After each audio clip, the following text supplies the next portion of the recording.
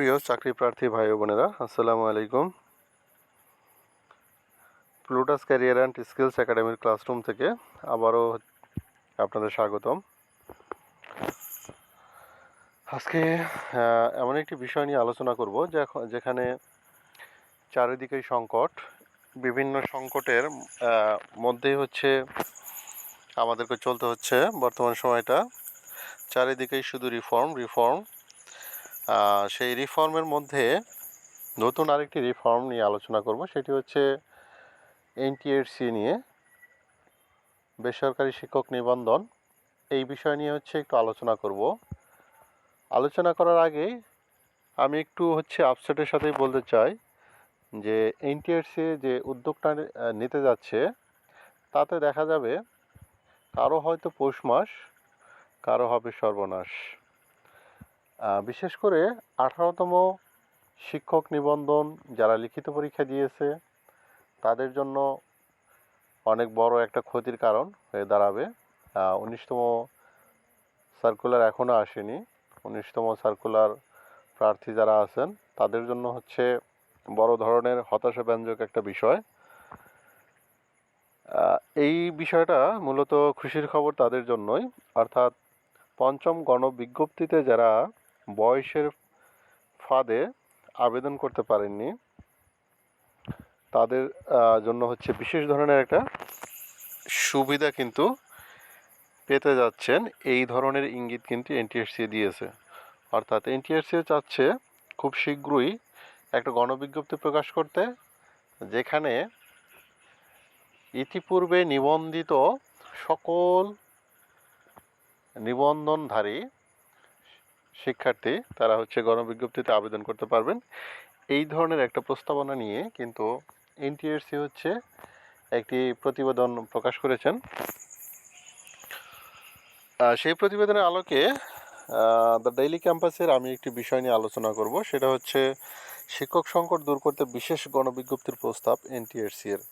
যে কথাটা অলরেডি বলা হয়েছে যে এনটিআরসি এর যে উদ্যোগটা, তাদের যে গণবিজ্ঞপ্তির যে প্রস্তাবটা, এটা একপাক্ষিক। আমার কাছে বিষয়টা অনেকটাই একপাক্ষিক হয়ে গেছে।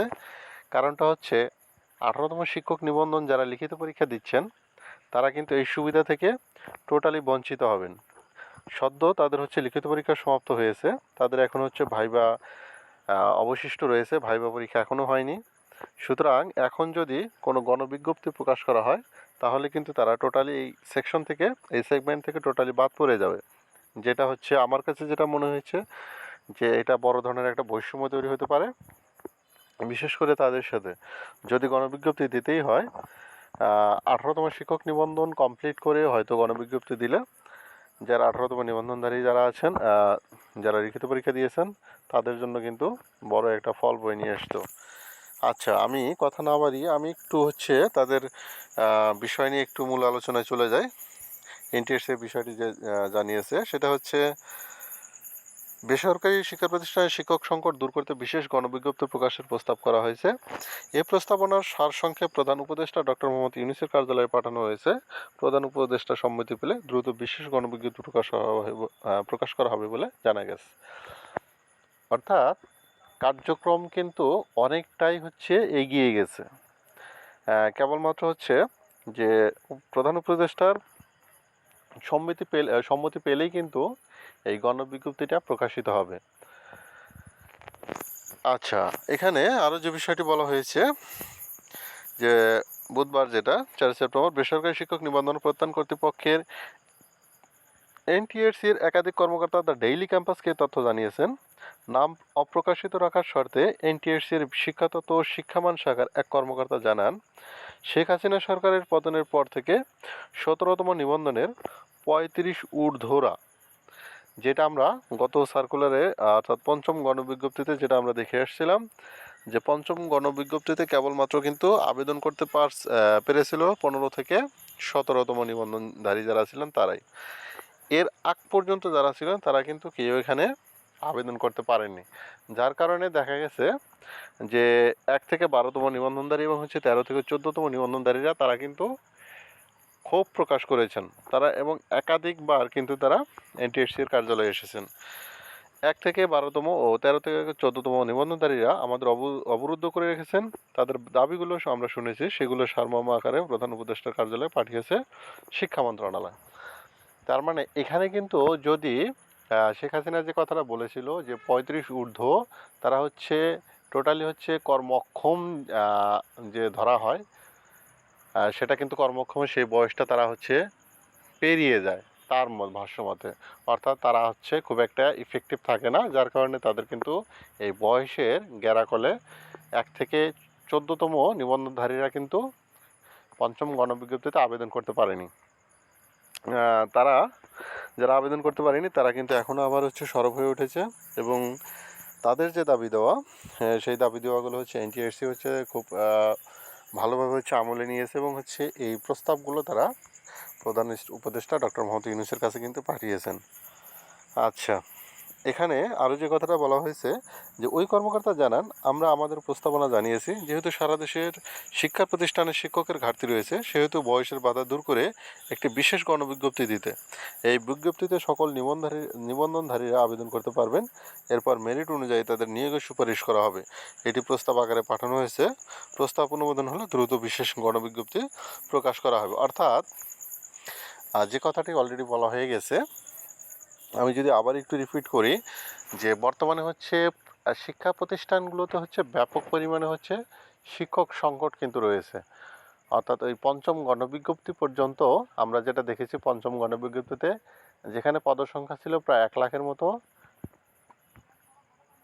শূন্য পদের সংখ্যা, সেখানে কিন্তু বাছাইকৃত, অর্থাৎ হচ্ছে প্রাথমিকভাবে হচ্ছে বাছাই হয়েছে বা চূড়ান্তভাবে বাছাই হয়েছে মাত্র 20,000-এর মতো।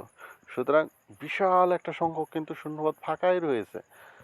এনটিএসসি চাচ্ছে এই শূন্যপদ পূরণ করতে গেলে সবচেয়ে সহজ যে সিস্টেমটা, সহজ যে উপায়টা, সেটা হচ্ছে 1 থেকে 14তম নিবন্ধনধারীদের আবেদনের সুযোগ যদি দেওয়া হয় এবং তাদের মেরিট অনুযায়ী হচ্ছে এই নিয়োগটা যদি দেওয়া হয়, তাহলে অনেকাংশেই শিক্ষক সংকট যেটা ছিল সেই শিক্ষক সংকটটা কিন্তু কমে যাবে।